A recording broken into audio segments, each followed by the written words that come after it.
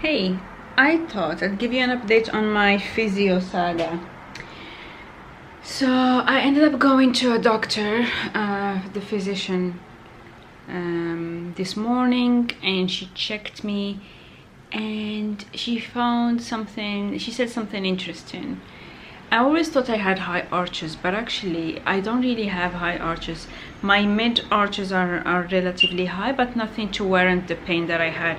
So effectively what's been happening is that it's my heel that is relatively high on inwards, and so whenever I walk, my ankle tends to go inwards, and so my left foot sometimes goes like this. This is something that I would probably need to have some specific insoles for, because what I thought was arch support shoes like my Birkenstocks, etc., is really not that, because that's not really where I need the cushioning. It's fine to have the arch support, but where I need the cushioning is actually in the heel area. So that was a very interesting discovery.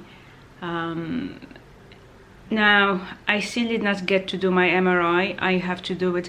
I had to take another appointment to do my MRI for my right hip. So I'm doing that tomorrow late morning. And she said I would probably also need to do an MRI for my knee and my ankle. And I've just been trying to get that sorted. Her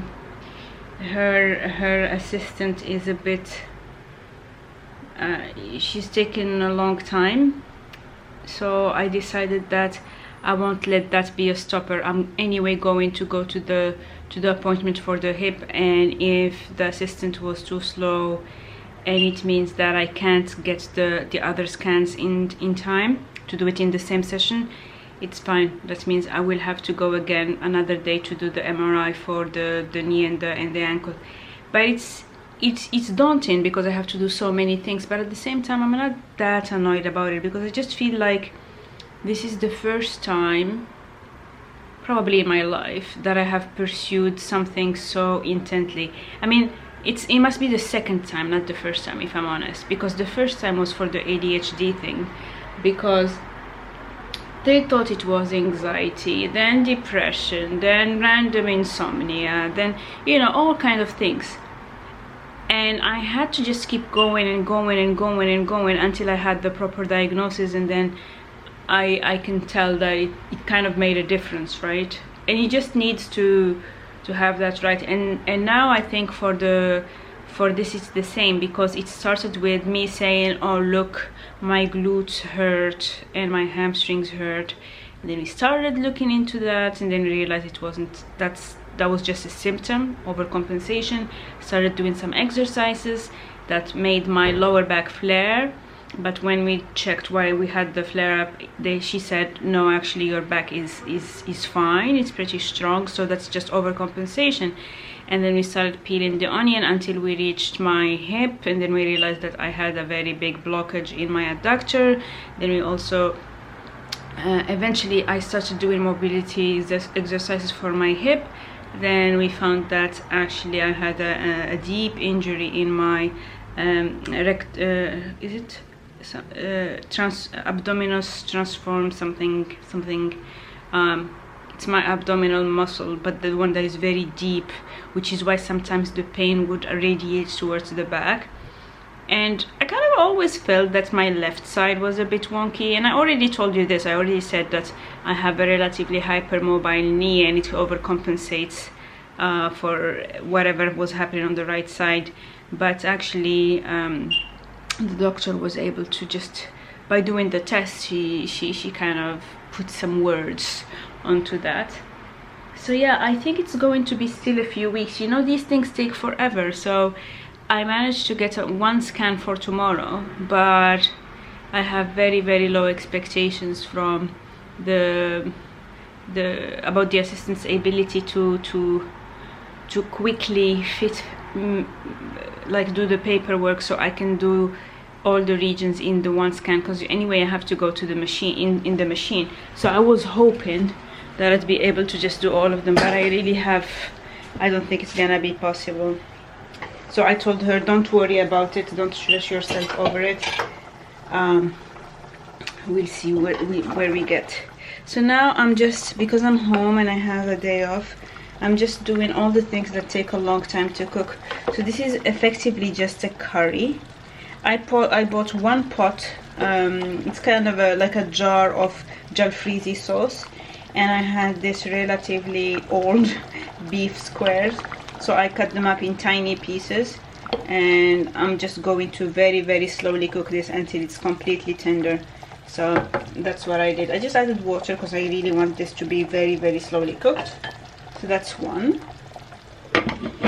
And in here I have harira, which is Moroccan soup, and that's something that I had made because I had all the ingredients. I wanted to do it for the dinner that I did for my sister and my friend and his brother, but I didn't have time because, you know, I only had a couple hours to cook. So I did cook as much as possible, but that was all I could do. So now I'm just making that soup.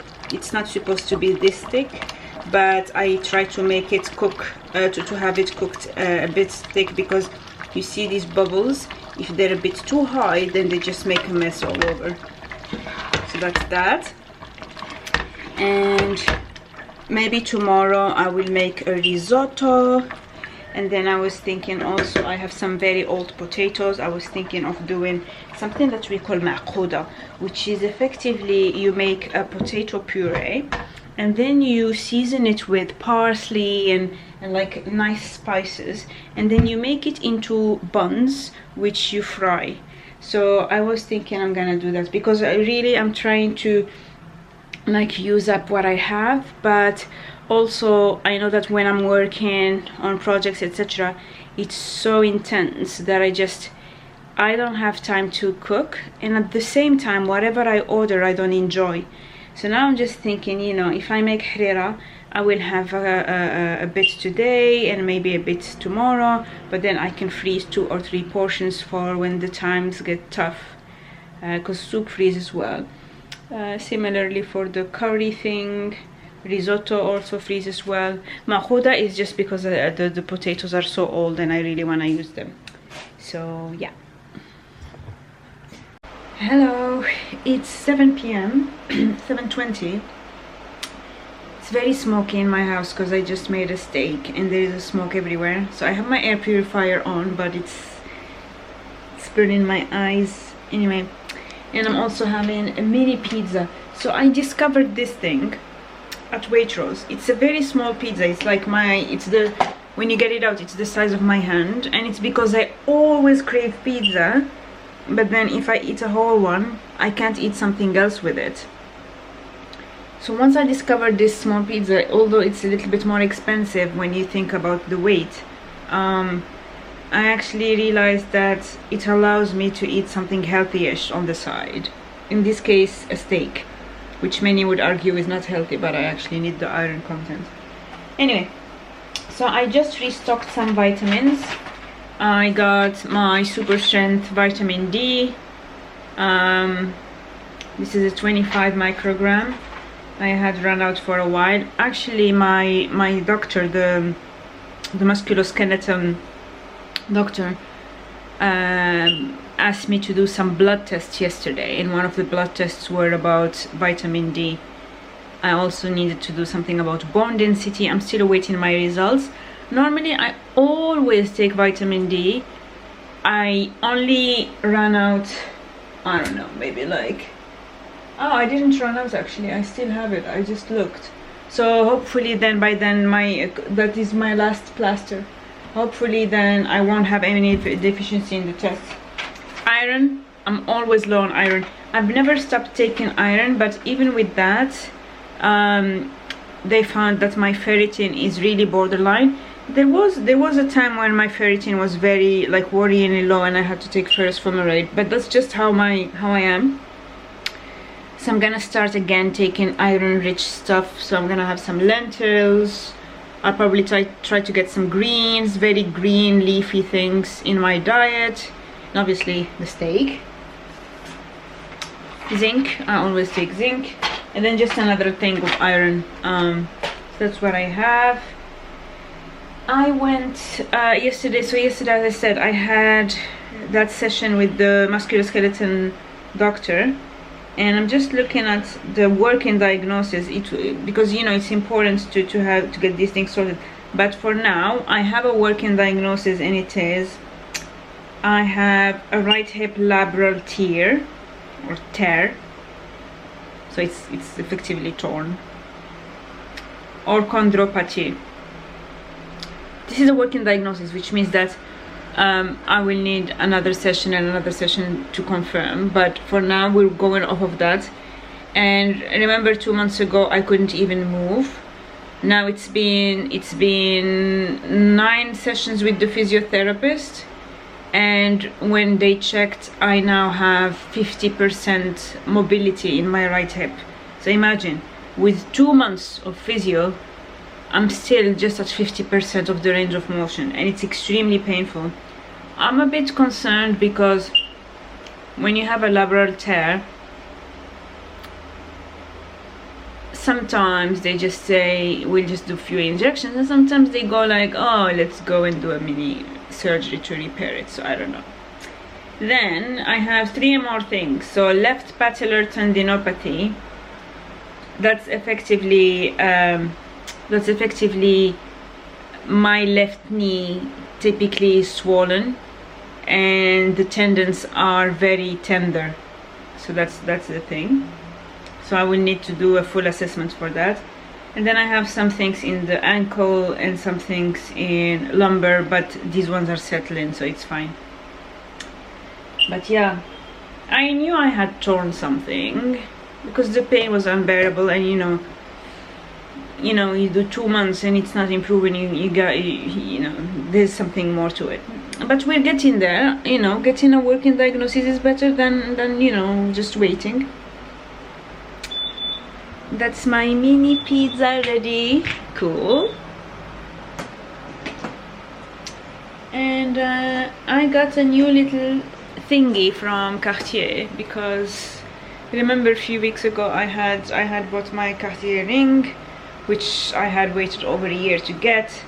I had also wanted another piece, but it wasn't available. It was in Switzerland.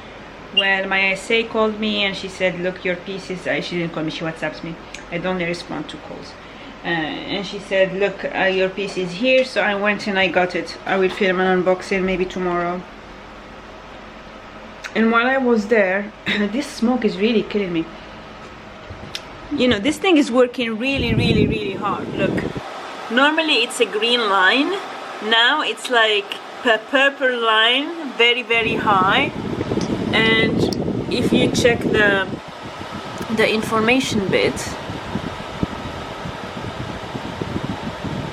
it has PM 2.5. That's the size of particles that you have. And PM 10, okay. Yeah, well, obviously I don't have cars in here, but yeah, very high emissions. But it should clear very quickly. So yeah, I'm very happy that I'm making progress with all my with this thing, because you know it takes forever, but it's getting there. I have another appointment next week with the musculoskeletal doctor, for her to check my left knee and ankle. Maybe I will have to do an MRI for that side. Oh, by the way, I did an MRI for the right hip, and they were very kind, because they were worried that I might be claustrophobic, which I'm a little bit, but I closed my eyes. It's not the most enjoyable experience, I'm not gonna lie, but you gotta do what you gotta do, and I guess it feels good to know that you're doing something for your health. So yeah, that's that. So we're looking at a few more weeks of that, because it's at least until next week for me to get the follow-up appointment. Then maybe I will have to do another MRI, then maybe I will have to do another appointment, and then before you know it, you're way into the new year. But it's worth it. My skin is so dry because it's been so cold. My lips are dry, everything is dry. I think I'm gonna put on a mask. Yeah, maybe Lindstrom. When my skin is dry, I can see every pore.